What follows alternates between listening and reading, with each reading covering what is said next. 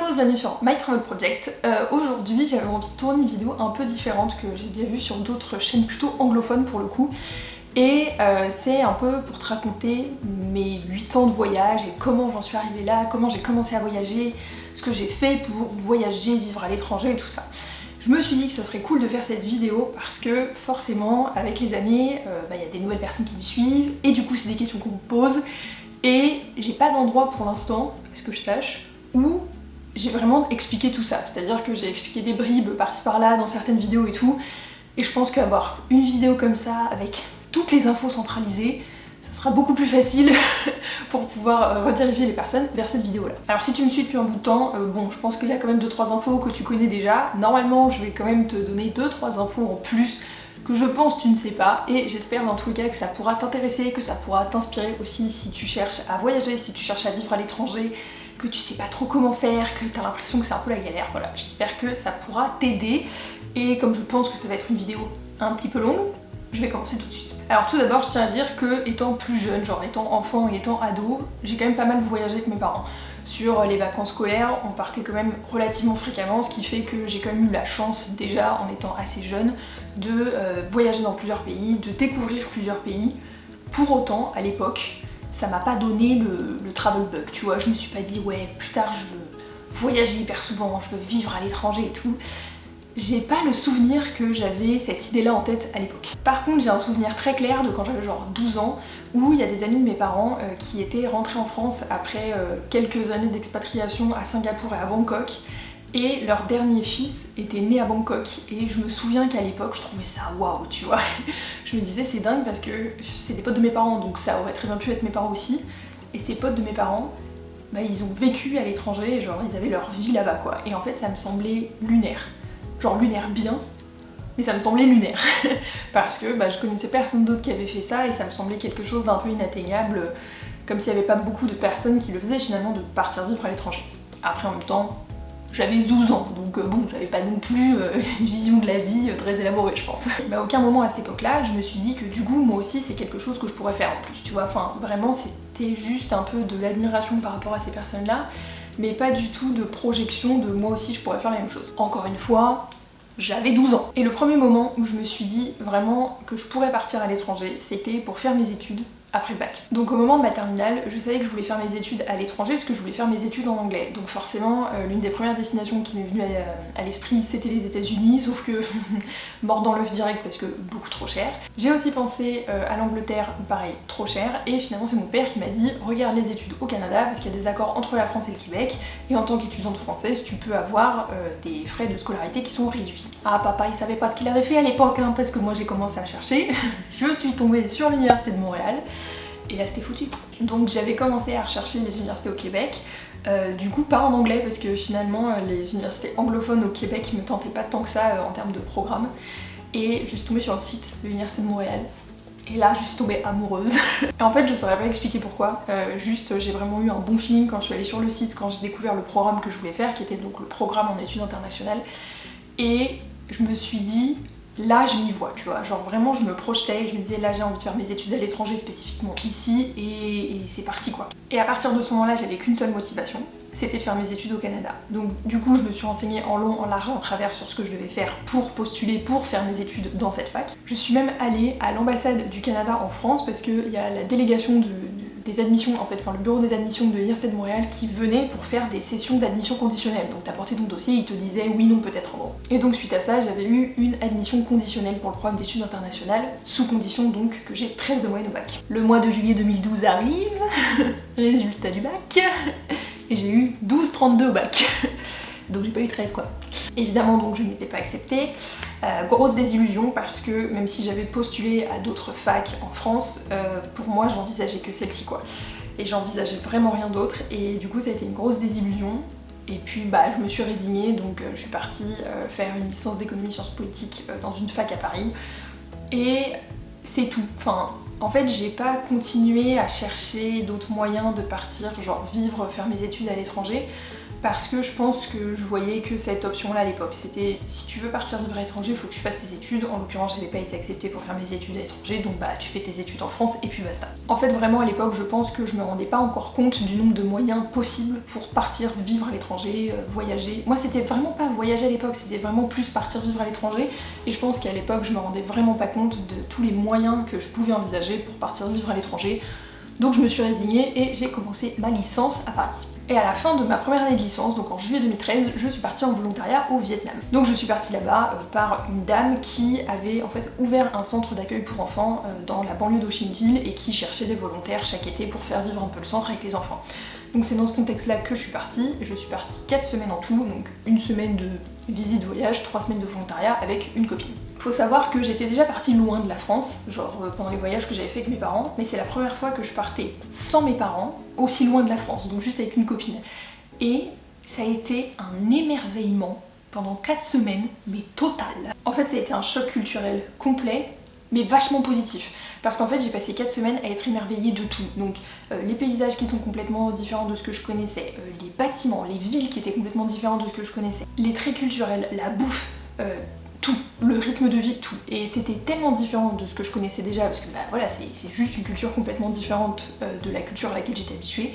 J'ai adoré cette découverte constante et cette surstimulation de tous tes sens H24. C'était vraiment la première fois que j'étais autant dépaysée et j'ai adoré ce sentiment. Et je pense que ce premier voyage, il y a eu vraiment un petit déclic, tu vois. Parce que quand je suis rentrée, je faisais qu'en parler. Et je faisais chier tout le monde et j'arrêtais pas d'en parler. Et les gens, ils s'en foutaient s'ils sont jamais allés au Vietnam. Bon, t'en entends parler une fois, 2 fois, 3 fois, vraiment t'as envie de dire Sixtine, ferme ta gueule. C'était aussi pas un voyage où je changeais d'endroit tous les 2 jours. Parce que littéralement, je suis arrivée à Ho Chi Minh Ville, j'ai visité Ho Chi Minh Ville pendant 3-4 jours. Après, on est parti à la plage, enfin sur la côte quoi, pendant 3-4 jours. Et après, on était en volontariat pendant 3 semaines, donc au même endroit, donc c'était quand même quelque chose d'assez rigoureux en termes de planning. C'était pas du tout un voyage sac à dos, road trip ou quoi que ce soit, mais ça m'a quand même donné ce premier déclic de j'aime bien ça, j'aime bien y dépayser, j'aime bien découvrir une nouvelle culture, j'aime voyager finalement. Et à l'époque, ça a aussi été les prémices de My Travel Project, donc de mon blog, parce que j'avais créé un blog genre gratuit sur Wix, pour que, avec ma pote, on puisse tenir nos parents au courant de ce qu'on faisait pendant notre voyage. Faut savoir qu'à l'époque, je m'en souviens plus trop, mais je pense que FaceTime et ce genre de trucs, c'était pas aussi développé que maintenant, si tu veux. C'était pas non plus le 18e siècle, mais en fait, je savais vraiment pas dans quoi je m'embarquais. Enfin, je ne savais pas où j'allais, et du coup, niveau Wi-Fi, je ne savais pas ce qu'il en était. J'étais vraiment au tout début de Sixtine qui voyage, quoi. Et du coup, avec ma pote, on s'était dit on va créer un blog et puis tous les jours ou tous les 2 jours, on mettra des photos avec des textes en expliquant ce qu'on a fait cette journée-là, comme ça nos parents pourront le consulter et ils seront bien contents. Finalement, pendant les 4 semaines de notre voyage, c'était plus moi qui tenais le blog parce que ça m'amusait bien et ma pote, bon, elle aimait bien ça mais sans plus. Et puis bah, ce blog-là, quand on est rentré de notre voyage au Vietnam, littéralement il n'a pas survécu, il a fini dans les tréfonds de Wix jusqu'à ce que je le supprime quelques années après. En juin 2014, donc un peu moins d'1 an après, c'était la fin de ma 2e année de licence et j'avais décidé de repartir au Vietnam et aussi au Cambodge. Et donc je suis partie avec ma pote Aurélie, que t'as déjà vu dans certaines vidéos. Et là pour le coup, on était plus en mode voyage parce qu'on changeait d'endroit tous les 2-3 jours, on prenait des bus locaux, on était vraiment en train de rencontrer du monde, donc c'était un voyage qui était complètement différent en termes d'organisation que le voyage que j'avais fait au Vietnam en juillet 2013. Et ça a été un peu le 2e déclic parce que je me suis vraiment rendu compte de la liberté en fait qu'offrait le voyage, enfin le fait de faire le voyage avec une pote où on avait quand même un itinéraire de prévu, mais il y avait quand même un peu de place pour l'imprévu parce qu'il nous arrivait plein de galères. Ça a été vraiment un voyage trop cool, on a aussi découvert un nouveau pays ensemble, donc le Cambodge. Et c'était vraiment un voyage différent, donc ça m'a vraiment donné ce 2e déclic de ouais, vraiment j'aime ça voyager, et j'aime ça voyager d'une certaine manière. Même si à l'époque on n'était pas en sac à dos parce qu'on était avec des valises énormes, c'était les débuts, ça allait arriver un moment, tu vois. Et c'est d'ailleurs à ce moment-là que j'ai créé My Travel Project, le vrai que tu connais maintenant, qui est mon blog, que j'ai créé le 9 juin 2014. Donc j'ai créé My Travel Project le 9 juin 2014. En fait, mes 2 voyages en Asie, donc en 2013 et en 2014, ça m'a vraiment donné l'envie de voyager plus, de partager mes découvertes, et c'était vraiment ça le but, c'est que je voulais voyager plus, je voulais découvrir plus et je voulais vraiment partager tout ça. Mais en même temps, je voulais pas trop montrer mon visage, puis je voulais pas trop faire la promo de mon blog parce que un peu peur du regard des autres et de genre t'es un peu chelou ma fille, tu vois. Voilà, donc à l'époque j'ai créé le blog, ma pote Aurélie était au courant, je pense que j'ai une autre pote qui était au courant, Mais c'est tout. Donc toujours cette année, en 2014, j'étais en deuxième année de licence et j'avais postulé, enfin candidaté pour partir à l'étranger en troisième année, donc en échange universitaire. En fait, j'avais un peu envie de prendre ma revanche sur l'année de mon bac où j'avais pas été acceptée à l'université de Montréal, et du coup, là pour le coup, j'ai candidaté et j'ai été acceptée à l'université d'Ottawa au Canada. Petite revanche quand même. Petite revanche. Donc à la base pour cet échange, je devais rester genre 3-4 mois, donc de août 2014 jusqu'à décembre, enfin un semestre finalement. Je suis arrivée et au bout de 3 semaines, je me suis dit, si je repars en décembre, je vais vraiment avoir l'impression qu'il y a un truc qui n'est pas terminé. Et du coup, j'ai fait les procédures pour pouvoir étendre mon échange universitaire à 2 semestres au lieu d'1, et ce qui fait que je suis restée à Ottawa, donc une année scolaire, environ 9 mois à peu près. En fait, à ce moment-là, je pense que j'avais vraiment développé ce goût de l'étranger parce que j'étais dans un autre continent, dans une autre culture complètement différente que la culture cambodgienne ou la culture vietnamienne. Finalement, en fait, je m'étais vraiment rendu compte que mon goût du voyage n'était pas dû juste à la culture asiatique, parce que littéralement, la seule expérience que j'avais à ce moment-là, c'était 2 pays en Asie. Là, j'étais dans une culture nord-américaine qui était vraiment différente et j'aimais toujours autant ça. Donc je me suis vraiment rendu compte que j'avais développé ce goût de voyager. Donc oui, j'étais à l'étranger, mais j'étais étudiante, donc j'étais un peu fauchée, quoi, tu vois. Et avec mon statut d'étudiante en échange, j'avais pas le droit de bosser. Donc j'ai de la chance parce que j'ai toujours des parents qui m'ont quand même aidé financièrement par rapport à mes études et tout ça.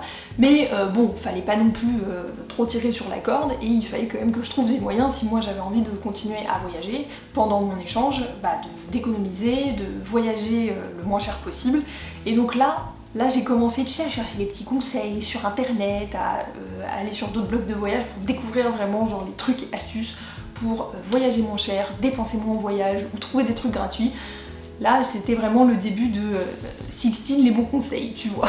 Et en vrai, ça m'a bien aidé à voyager à moindre coût parce que cette année d'échange à Ottawa, j'ai quand même fait pas mal de voyages et j'ai jamais dépensé vraiment énormément. Je suis allée à Toronto, je suis allée aux chutes du Niagara, je suis allée à Boston, à Montréal et même à Cuba. Et j'ai vraiment jamais dépensé tant que ça. À titre d'exemple, j'avais passé 8 jours en Gaspésie et j'ai dépensé en tout et pour tout 200 $. C'est d'ailleurs à ce moment-là, donc cette année 2014-2015, quand j'étais à Ottawa, que j'ai commencé à poster mes premières vidéos sur cette chaîne YouTube.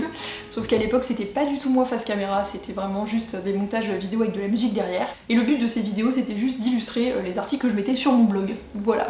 Le fait d'avoir pu partir en échange et d'avoir pu faire mes études à l'étranger par le biais de cet échange universitaire, ça m'a vraiment redonné confiance en moi pour ensuite me dire tente ta chance pour ton master. En fait, je me suis dit, bon maintenant tu sais que étudier à l'étranger c'est possible parce que tu l'as enfin fait, donc tente ta chance une deuxième fois. Et du coup, j'ai tenté le tout pour le tout et j'ai postulé pour mon master à l'Université de Montréal au programme d'études internationales. Donc le programme pour lequel j'avais postulé au niveau licence l'année de mon bac, sauf que là je postulais pour le niveau master. J'ai fait toute une vidéo sur le sujet, bien détaillée, où je parle de mon expérience à l'Université de Montréal, donc je te laisse avec le lien de la vidéo dans l'écran ou dans la description. Mais toujours est-il que j'ai été acceptée et en septembre 2015 je commence mon master à l'Université de Montréal. Alors pour bien coller à ma personnalité, j'ai chialé quand l'avion a atterri à Montréal parce que du hublot de l'avion je voyais la tour de l'UDEM. J'ai chialé quand je suis allée récupérer ma carte étudiante parce que je me suis dit, avec 3 ans de retard, je l'ai quand même fait. Je l'ai fait avec 3 ans de retard sur la timeline originelle, mais je l'ai fait, je suis rentrée dans le programme que je voulais, dans la fac que je voulais, et j'ai fait mes études, enfin je fais mes études au Canada comme je voulais. Encore une fois, étudiante, fallait bien payer sa vie sur place. Donc ce que j'avais fait, c'est que quand j'étais rentrée en France après mon année d'échange à Ottawa et avant de repartir à Montréal pour mon master, j'étais en France pendant quelques mois, donc j'ai bossé, voilà, job étudiant. J'ai notamment été pendant l'été réceptionniste remplaçante dans une entreprise à côté de chez mes parents. Et j'ai aussi fait des missions d'hôtesse, et j'ai fait des missions d'hôtesse pendant des années en tant que job étudiant. Selon moi, c'est l'un des jobs étudiants les plus ingrats, et j'ai dit ça et je pense que en fait c'est pas vrai parce que je pense qu'il y a vraiment plus ingrat, mais je pense que j'ai détesté presque toutes les missions d'hôtesse que j'ai faites, mais il faut quand même se l'avouer, ça paye rapidement. Voilà. Donc je suis partie à Montréal pour mon master avec quand même un peu d'argent de côté, mais toujours avec l'idée de me trouver un job étudiant sur place à côté de mes études. Le fait est que j'ai eu un problème avec ma carte d'assurance maladie québécoise, donc ma carte de la RAMQ. Je n'ai pas eu la RAMQ pendant tout mon premier semestre à l'Université de Montréal, donc de août à décembre, et j'ai eu ma carte d'assurance maladie québécoise en décembre. Comme j'avais pas cette carte là avant, je n'avais pas le droit de postuler à un job étudiant, et du coup j'ai commencé à postuler et à bosser en janvier. Pour la petite histoire, mon job étudiant c'était d'être vendeuse chez Forever 21 à la boutique de la rue Sainte-Catherine. Voilà. Cette boutique n'existe plus maintenant d'ailleurs, mais bref. Le fait d'avoir ce job étudiant, ça m'a permis de financer ma vie à Montréal, tout du moins une partie, et aussi de partir à Philadelphie et de découvrir cette ville, et ça c'était très cool. C'est aussi pendant cette année de master que j'ai posté ma première vidéo face caméra. En fait, j'étais dans mon appartement à Montréal, et je crois que c'était genre en avril 2016 ou un truc comme ça, et en fait, j'avais envie d'écrire un article sur, je crois que c'était comment se loger en tant qu'étudiant au Canada. Et en fait, je sais pas, genre j'ai eu une poussée de motivation et je me suis dit non, je pense que cette vidéo, ce sujet, il passerait mieux en vidéo. Donc je me suis posée par terre devant mon canapé avec ma GoPro qui n'avait évidemment pas de retour caméra, donc je savais même pas si je le filmais bien. J'ai filmé, j'ai posté. Grand élan de motivation. Mais par contre à l'époque j'avais aucune ambition de commencer à filmer des vidéos face caméra genre régulièrement. Et la preuve en est, c'est que à la suite de cette vidéo, pendant plusieurs mois, mais genre quand je dis plusieurs mois c'est peut-être 8-9 mois, voire presque un an je pense, j'ai pas posté d'autres vidéos face caméra. Donc vu que j'étais en master à Montréal, bah à la fin de mon master, c'est la fin de mes études, il fallait donc que je fasse un stage de fin d'études. J'ai candidaté à pas mal de trucs et finalement, moi qui voulais travailler en ONG, j'ai trouvé un stage sur le terrain en ONG dans un bidonville de Phnom Penh, encore une fois au Cambodge. Sauf que c'était un stage de 5 mois non rémunéré. Donc je rentre en France après mon année de master à Montréal, quelques mois avant de repartir au Cambodge pour mon stage, et bah je me rends quand même compte que j'ai pas un rond pour financer les 5 mois en Asie que je m'apprête à faire. Donc qu'est-ce que j'ai fait? J'ai fait des missions d'hôtesse, hein, comme je le disais avant, notamment une des plus grosses missions que j'ai faites c'était Roland Garros. J'étais hôtesse à Roland Garros, voilà. Donc ça c'était au mois de juin. Je sais aussi que pendant le mois de juillet j'ai été jeune fille au pair dans le sud de la France pendant genre 2 semaines, 3 semaines je crois, quelque chose comme ça. Et en août, bah c'est bon, j'avais travaillé, j'avais de l'argent et je suis partie faire mon stage de fin d'études au Cambodge. Et donc ça, plus quand même, je vais pas mentir, une aide financière de mes parents, parce que j'ai eu quand même la chance d'avoir toujours le soutien financier de mes parents.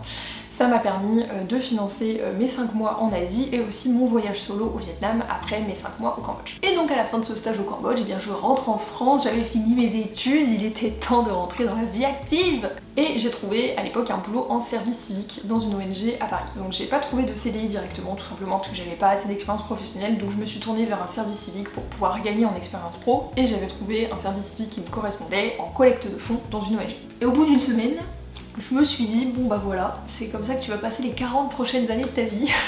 Je sais, c'est hyper cliché dit comme ça, mais je me souviens de m'être réveillée un matin alors que ça faisait quelques jours seulement que j'avais commencé le service civique, et je me disais, bah voilà, maintenant tous les jours de ta vie tu vas te réveiller comme ça, tu vas avoir cette routine tous les matins, et puis tu vas prendre le métro pour aller au boulot et tout. Et ça m'a déprimée. Oh. Et pourtant, je dis ça et je sais qu'il y a des gens qui sont hyper heureux dans leur boulot salarié, et je suis persuadée qu'il y a plein de gens qui ont un boulot qui les épanouit vraiment et c'est trop bien. Mais juste, moi, cette perspective, en tout cas, pas le boulot, mais plus le contexte du boulot, ne m'enchantait pas. Et puis au fil des mois, je me suis rendu compte que j'avais vraiment du mal à m'épanouir dans ce boulot-là. En fait, j'étais un peu frustrée d'être limitée à ma fiche de poste. Pourtant c'est logique, hein, t'as une fiche de poste, tu t'y tiens, c'est un peu... Enfin voilà, ça me semble logique.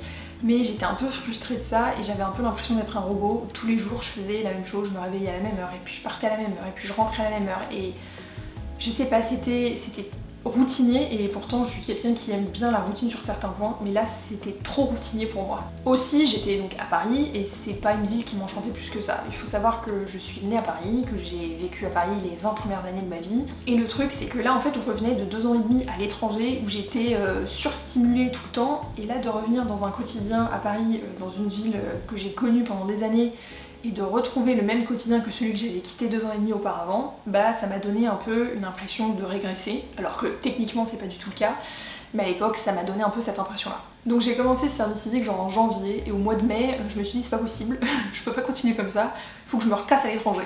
Honnêtement, est-ce que je fuyais la situation? Oui, complètement. Le fait est que j'étais dans une ville qui me plaisait pas tant que ça, j'étais dans un boulot qui me plaisait pas tant que ça, et la seule solution que j'avais trouvée c'était de repartir à l'étranger, parce que quand je me souvenais des moments où j'étais vraiment heureuse et épanouie, c'est quand j'étais à l'étranger. Donc est-ce que j'ai cherché à repartir à l'étranger pour les mauvaises raisons? Oui, complètement, il faut se le dire.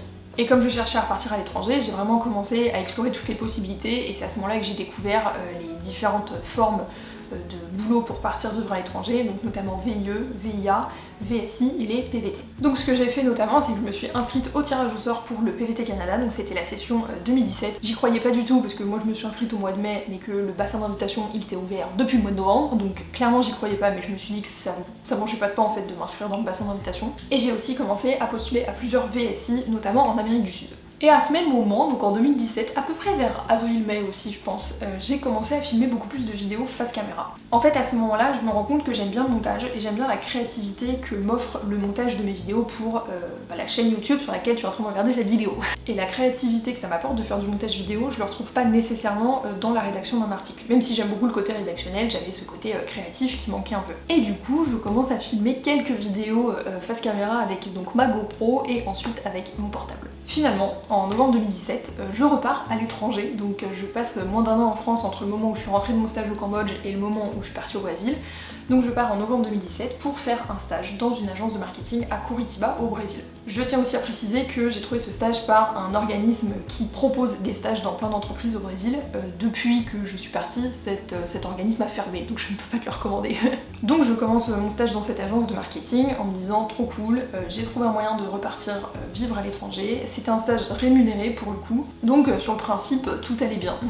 Sauf que c'était un stage horrible, tout simplement parce que il avait été convenu avec les patrons, qui étaient un couple, qu'au début tout se ferait un peu en hybride entre de l'anglais et du portugais, histoire que je puisse m'habituer au portugais et puis le temps que j'apprenne un peu à parler. Dès le premier jour, il ne parlait qu'en portugais, donc je ne comprenais rien de ce que je devais faire, et finalement, pendant les 3 mois où j'étais dans cette agence de marketing, tout ce qu'on me donnait à faire, c'était de rentrer des données dans des tableaux Excel, donc pas du tout ce pourquoi j'avais été embauchée à la base. Et donc ce stage en agence de marketing, qui était censé durer 1 an, a finalement duré 3 mois. Ça je l'ai jamais dit, mais parce que au bout de 3 mois, je me suis fait virer, et pas seulement moi, tous mes collègues avec, pour la simple et bonne raison qu'un jour, on a un peu osé tenir tête à nos patrons en disant qu'on n'aimait pas vraiment la manière dont on était traité. Voilà. Et en fait, j'en ai jamais parlé avant parce que j'avais un peu l'impression que c'était la honte de se faire virer. Bon, j'avais genre quoi, 23-24 ans à l'époque, donc je pense que j'avais pas trop de recul, on va dire professionnel par rapport à ça. Maintenant, je vois les choses complètement différemment. Surtout quand je vois la raison pour laquelle je me suis fait virer. Enfin, je pense que personne devrait avoir à se faire virer puisque tu ose dire ce qui ne se passe pas bien dans ta boîte. Mais du coup, ouais, j'ai pas très bien vécu en fait le fait de me faire virer parce que pour moi c'était la honte, tu vois. C'est que forcément j'avais fait quelque chose de mal, que j'étais pas compétente dans mon boulot. Alors que comment tu veux être compétente dans ton boulot quand on te donne des données à mettre dans des tableaux Excel toute la journée? T'apprends rien littéralement en faisant ça. Donc je vivais un peu mal le fait de m'être virée, je savais pas trop quoi faire et à ce moment-là, enfin peut-être 1 mois et demi, 2 mois avant de me faire virer, j'avais commencé à m'inscrire sur des plateformes de rédaction web juste pour gagner un peu plus d'argent. Sauf que ce que je n'avais pas compris à l'époque, c'est que il fallait que je me déclare en fait en tant qu'auto-entrepreneur pour pouvoir toucher de l'argent sur ces missions de rédaction web. Et quand j'ai eu mon premier contrat, enfin mon premier client, c'est arrivé d'ailleurs relativement rapidement, là j'ai vu qu'il fallait que je me déclare. Donc je me suis déclarée en tant qu'auto-entrepreneur et c'est à ce moment-là que j'ai commencé à travailler en freelance. Donc j'avais déjà entendu parler du fait de travailler en freelance, enfin de travailler à son compte, mais j'avais jamais associé le fait de travailler à son compte avec une certaine liberté géographique. Et donc j'ai vraiment découvert cette liberté d'organisation, cette liberté géographique en commençant à travailler en freelance avec mes premiers contrats, en commençant à gagner de l'argent de cette manière. Mais pour moi, c'était encore quelque chose de temporaire, tu vois. C'est que je faisais ce boulot en freelance, quand je faisais mes missions en freelance pendant que j'étais au Brésil, ça me permettait de gagner de l'argent, d'assurer, on va dire, mon train de vie pendant que j'étais au Brésil. Mais à ce moment-là, j'avais été tirée au sort finalement pour le PVT Canada contre toute attente, et du coup je savais qu'à la fin de mon année au Brésil, je partais au Canada. Et j'avais déjà en tête, quand j'arrivais au Canada, je me trouvais un boulot salarié parce que je voulais demander ma résidence permanente. Et que pour demander ta résidence permanente, il fallait que j'ai travaillé à l'époque 1 an à temps plein, enfin avoir été salarié à temps plein pendant 1 an. Donc ces missions en freelance à l'époque, c'était trop cool, ça m'apportait une liberté géographique, une liberté d'organisation qui était trop bien, ça me permettait de gagner de l'argent, mais pour moi c'était temporaire. Genre je n'imaginais même pas une seconde que ça puisse être un jour mon activité principale. Et pendant tout ce temps où je suis au Brésil, donc fin 2017 et une bonne partie de l'année 2018, je continue de filmer mes vidéos sur cette chaîne YouTube. Je commence aussi à filmer mes premiers vlogs, ce qui a été une grande étape parce que me filmer en public c'est encore un peu compliqué d'ailleurs, et puis se filmer face cam c'est vraiment différent que de se filmer avec le trépied posé et la caméra posée. Je continue aussi d'écrire des articles sur mon blog, mais je suis vraiment plus régulière sur les vidéos et je commence à publier 1 fois par semaine. Et en février 2019, donc après mon année au Brésil, je repars au Canada pour mon PVT. Donc à ce moment-là, je cherche un boulot salarié avec dans l'optique de présenter ma résidence permanente. Sauf que finalement, si tu me suis depuis ce moment-là, tu sais que je n'ai jamais demandé ma résidence permanente, enfin j'ai jamais présenté ma demande de résidence permanente, parce que je suis rentrée en France en mars 2021. Donc je vais pas t'expliquer le pourquoi du comment parce que c'est bien trop long, mais j'ai fait une vidéo complète sur le sujet sur ma chaîne, donc pareil je te liste ça dans l'écran et dans la barre d'infos. Mais pour faire très court, je suis rentrée en France après donc 2 ans de PVT Canada parce que j'avais un peu l'impression d'avoir fait le tour de mon expérience à Montréal et je voulais avoir une autre expérience tout simplement. Mais par contre ces 2 ans au Canada ont été hyper instructifs par rapport à ce que moi je voulais pour ma vie et ce que je voulais faire dans ma vie. Donc sur ces 2 ans au Canada, j'ai travaillé 1 an et demi en entreprise et ça a été vraiment une bonne expérience en entreprise pour le coup, mais je m'épanouissais pas complètement, tu vois. Et perso, je pense que quand tu travailles dans un boulot 8 heures par jour, 5 jours par semaine, bah faut quand même que tu t'épanouisses dedans. Enfin, ça représente un tiers de tes journées quand même. Et moi qui avais jamais pensé à faire du freelancing quelque chose de sérieux, genre mon activité principale, bah c'est avec le premier confinement et enfin le Covid de manière générale, où je me suis dit, tiens, il faudrait peut-être que tu explores un peu plus cette piste. En fait, j'ai vraiment du coup commencé à me renseigner et à envisager ça comme futur professionnel pour moi. En fait, j'ai commencé à envisager ça parce que je me suis rendu compte à quel point mon boulot, même s'il était intéressant à Montréal, il était très bloquant. Dans le sens où au Québec, t'as 2 à 3 semaines de vacances par an, que moi je voulais continuer de pouvoir voyager, explorer avec quand même une certaine liberté de mouvement quoi. C'était aussi un boulot comme je pense la plupart des postes pré-Covid où il fallait que tu sois au bureau 5 jours par semaine de telle heure à telle heure. Quand moi je considérais que par rapport au boulot que je faisais, j'avais pas nécessairement besoin d'être directement au contact de mes collègues et encore moins un bureau spécifique là où je travaillais quoi. Et donc avec le fait de pas demander ma résidence permanente, ça voulait dire que mon permis de travail, donc mon PVT allait expirer et que du coup j'allais devoir quitter mon emploi. Et donc ça semblait être le bon moment pour du coup me relancer à mon compte. Il faut le dire, la pilule n'est pas bien passée auprès de tout le monde. Pendant le premier confinement, donc mars 2020, j'en ai aussi profité pour donner un petit coup de fraîcheur à mon blog. Il n'était pas à l'abandon, mais c'est vrai que sur les dernières années, donc genre 2017, 2018, 2019, j'avais beaucoup plus privilégié la vidéo, donc cette chaîne YouTube. Et même si je continuais toujours pendant ces années-là à poster des articles sur mon blog, j'étais moins assidue. Il y avait clairement des choses que je devais revoir sur l'expérience utilisateur sur mon blog, j'avais envie de changer de thème, j'avais envie de quelque chose de plus nouveau, de plus moderne, et ouais, lui redonner un coup de fraîcheur, je savais que ça allait aussi me redonner un boost de motivation pour continuer de faire vivre ce blog. Donc j'ai changé le thème, j'ai remis des articles à jour, j'ai revu la manière dont je voulais moi me présenter sur ce blog, et comme je m'y attendais, ça m'a donné un regain de motivation pour m'y consacrer plus sérieusement. Et donc en septembre 2020, donc mon PVT expire, donc je quitte mon job et je me remets à mon compte, donc forcément un petit peu stressé la cocotte parce que il faut trouver tes clients, il faut t'assurer quand même une rentrée d'argent stable tous les mois. Donc forcément c'était un peu stressant, mais je sentais que c'était la bonne décision pour moi parce que ça allait pouvoir me permettre déjà de choisir avec qui je voulais bosser, sur quelle mission, de pouvoir faire en sorte de ne pas me limiter à une fiche de poste. J'allais pouvoir décider quand je voulais voyager, quand est-ce que je voulais rester à la maison, où je voulais voyager, pour combien de temps, enfin bref. J'allais avoir une certaine liberté d'organisation et une liberté géographique qui m'avait un peu manqué sur les 2 dernières années. Faut savoir aussi que quand je me suis relancée à mon compte, donc en septembre 2020, l'idée elle était un peu double. C'était tout d'abord de trouver des missions en communication, donc de trouver des clients pour proposer mes services en communication, mais j'avais quand même aussi l'envie de professionnaliser le blog. Donc je sais que quand on dit ça en général, les gens s'offusquent parce qu'il faudrait absolument pas que tu gagnes de l'argent avec la création de contenu sur internet, c'est si mal vu. Et le truc c'est que moi je voulais vraiment développer My Travel Project. Je me rendais compte quand même que j'avais une certaine communauté qui n'est pas énorme mais qui se construisait quand même. Et je me rendais compte aussi des choses que j'avais pas nécessairement bien faites avec les années sur mon blog, notamment par exemple le référencement, la manière de rédiger les articles, l'expérience utilisateur aussi. Et j'avais vraiment envie de changer tout ça, de professionnaliser le truc. J'avais aussi, professionnellement parlant, envie de sortir un peu de ma zone de confort, de proposer des produits digitaux à la vente pour voir aussi quel était le processus en fait de création, de vente, de lancement marketing et tout ça. Et j'avais envie de me lancer là-dedans, sans pour autant en faire mon activité principale parce que j'aime bien avoir cette dualité entre les missions que je fais pour mes clients et ce que je fais pour moi avec My Travel Project. Et donc maintenant on est en avril 2022, ça fait donc 1 an et demi que je suis de nouveau à mon compte et je pense que si j'en suis arrivée là, à cette conclusion qu'il fallait que je travaille à mon compte, c'est à la suite de toutes ces années de voyage, de questionnement sur qu'est-ce que j'allais bien pouvoir faire de ma vie et tous ces moments où je me suis demandé comment j'allais pouvoir faire pour bosser, mais continuer à voyager et à faire un truc qui me fait kiffer, tout simplement. Sans pour autant être coincée par une fiche de poste ou coincée physiquement parlant dans un bureau. Le fait est que moi qui voulais travailler en ONG, je travaille finalement quand même dans le domaine que je voulais parce que j'offre mes services en communication, mais la plupart de mes clients sont des assos, des ONG ou des agences de voyage. Sans pour autant être digital nomade, le fait d'être freelance m'a donné une certaine liberté pour pouvoir partir en voyage quand j'en avais envie et ne pas nécessairement être limité au fait de devoir prendre tes RTT, tes congés payés, ce genre de choses. J'ai notamment pu partir voyager dans l'ouest canadien. L'été dernier, je suis partie en voyage solo en Slovénie puis en Italie, et là en février dernier, donc il y a même pas 2 mois, j'ai pu aller 2 semaines en Tanzanie. Alors même si je l'ai pas encore fait, techniquement j'ai aussi la possibilité de pouvoir partir bosser 2 semaines à l'étranger. Par exemple, si j'ai envie de retourner à Montréal pour voir mes potes, techniquement je peux le faire et je vais pouvoir quand même continuer à travailler de là-bas. Et surtout, je suis contente de voir que le bébé blog que j'avais créé dans ma chambre en juin 2014 sur Blogueur à l'époque, qui continue de grandir, qui continue d'évoluer avec moi tout en restant à mon image, et de voir qu'il se professionnalise.